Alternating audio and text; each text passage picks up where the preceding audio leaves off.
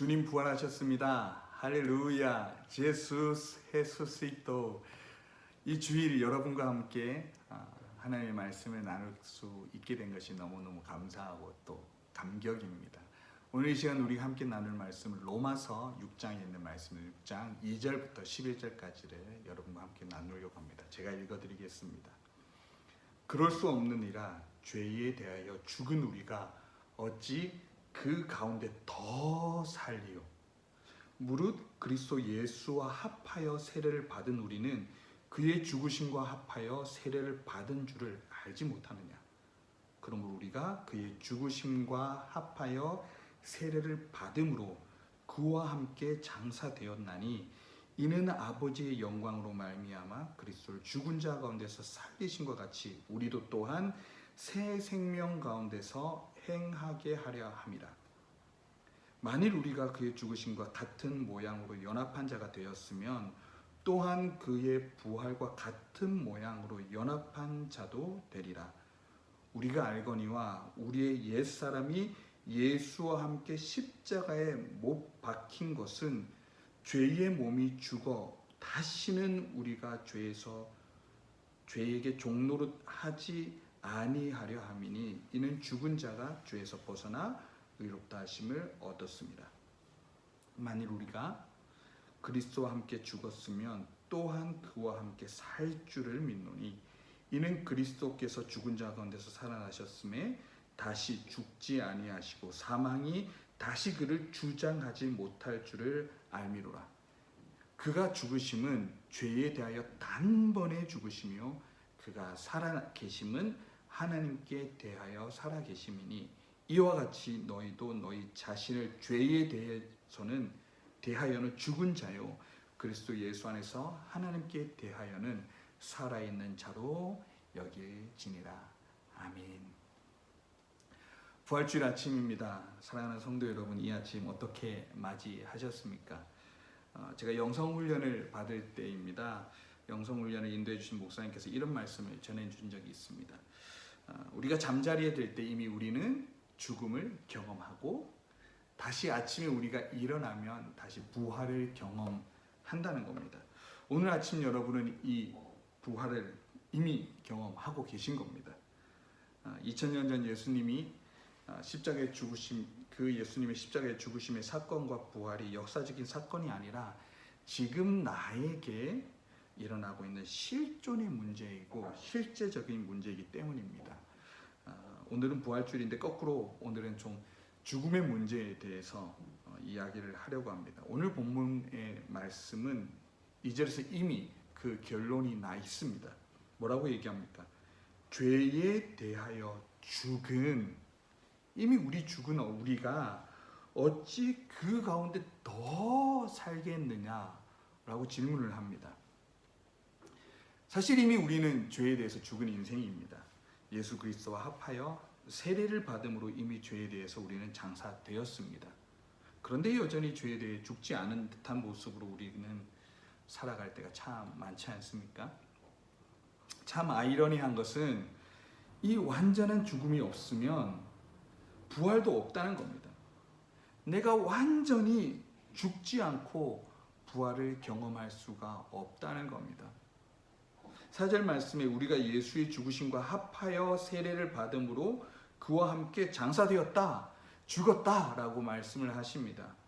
사랑하는 여러분, 이미 우리는 세례, 나는 죽고 내 안에 예수의 생명이 사는 존재가 되었음을 믿음으로 고백하는 사람들입니다. 그렇게 온전히 죽은 사람이 그리스도를 죽은 자 가운데서 살리심과 같이 우리도 새 생명으로 이제 다시 살게 하는 존재가 되었습니다. 이 시간 한번 우리를 돌아보기를 바랍니다. 우리는 완전히 온전하게 그 십자가 앞에 죽은 존재입니까? 죄에 대해서 완전히 죽은 자는 더 이상 죄 가운데서 살 수 없다라고 성경 우리에게 얘기합니다.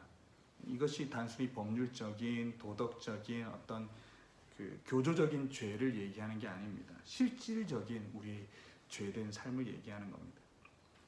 완전히 죽은 자는 예수의 새 생명 안에 살게 된다는 겁니다. 여러분에게 질문을 하나를 하겠습니다. 오늘 예수 그리스도의 그 새 생명 안에서 내가 살고 있습니까?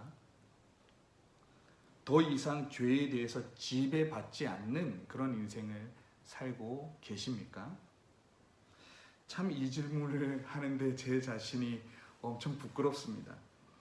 여전히 내 안에 꿈틀꿈틀 그 뿌리를 뽑지 않은 그 죄의 싹이 느물느물 이렇게 올라오는 것을 느낄 때가 참 많기 때문입니다. 5절 말씀에 보면 우리는 예수의 부활로 예수와 연합한 자가 되었다라고 말씀하십니다. 이 연합이라는 단어를 저는 생각하면요, 제가 어린 시절 가지고 놀았던 그 합체 로봇이 생각이 납니다. 예수 그리스도가 머리인 그 합체 로봇, 각자의 기능은 다르지만 합체하면은 이제 완벽한 그 엄청난 힘을 발휘하는 합체 로봇 얘기입니다. 좀 이상한 단어이긴 한가요? 6절에 나오는 우리의 옛사람이 예수와 함께 십자가에 못 박혀서 죄의 몸이 죽어 다시는 우리가 죄에서 종노로 하지 못하고, 이어서 7절에 죄에서 벗어나 의롭다 하심을 얻은 몸이 되었다, 이렇게 성경은 기록합니다. 다시 말하면 죄의 도구로 사용되었던 이 옛사람이 이제는 의로운 도구가 되었다는 겁니다. 사랑하는 성도 여러분, 우리는 의로움을 위해서 새롭게 창조되어진 합체 로봇 예수 그리스도와 연합한 존재입니다. 이 본문의 구조가 참 재미가 있는데요. 2절부터 4절까지, 그리고 5절부터 7절까지, 그리고 8절부터 11절까지, 2절에서 4절, 5절에서 7절, 그리고 8절에 11절까지의 말씀이 사실은 계속 강조를 하는 똑같은 주제를 계속 반복하는 듯한 구조를 가지고 있습니다. 왜 이렇게 바울은 세 번씩이나 동일한 주제의 내용을 반복해서 기록을 했을까요? 우리의 삶의 모습, 내 삶이, 이 새 삶이 어떤 의미인지를 정말로 성도에게 조금 더 정말로 강조해서 말하고 싶어서 그렇게 얘기한 게 아닌가 생각을 합니다. 기독교가 공인되기 이전이었던, 예수를 믿는다는 것이 죽음의 공포와 맞닿아 있던 그 시대에 예수와 연결되어 있던 그들, 예수와 연합한 세례를 받은 이들에게 생명을 이야기하는 것은 바로 죽음과 이미 연결되어 있는 이야기입니다. 죽음과 새 생명은 늘 이어져 있습니다. 우리의 삶이 온전한 완성, 그리스도의 장성한 분량에 이미 도달하지 않았다 하더라도 표대를 향해서 예수 그리스도 안에서 하나님께서 위에서 부르신 그 부름의 상을 위해서 달려간다라고 하는 고백이 오늘 우리의 고백이어야 합니다. 코로나 바이러스 문제가 이제는 한 지역의 문제가 아니라 전 세계적인 이제 문제가 되었습니다. 미국이 얼마 전부터는 가장 많은 감염자를 내고 있는 지역이 되었고요. 정확한 통계를 낼 수 없지만 이 아프리카나 남미의 상황이 갈수록 이렇게 확진자와 사망자 이야기를 듣게 됩니다.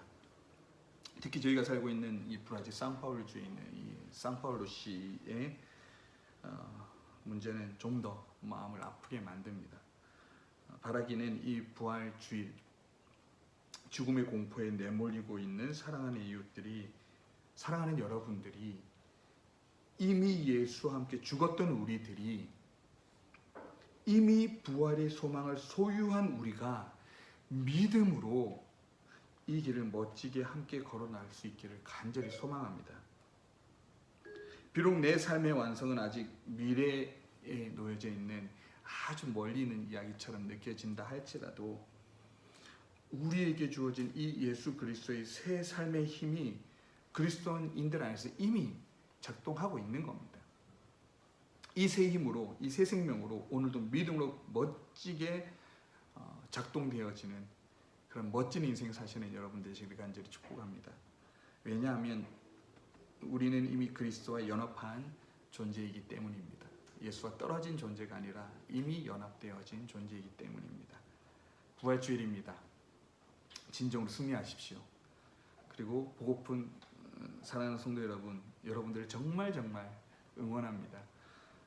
정말 사랑하고 축복합니다. 다시 만나서 이 부활의 기쁨을 온 몸으로 함께 나누고 싶습니다. 그때까지 강건하십시오.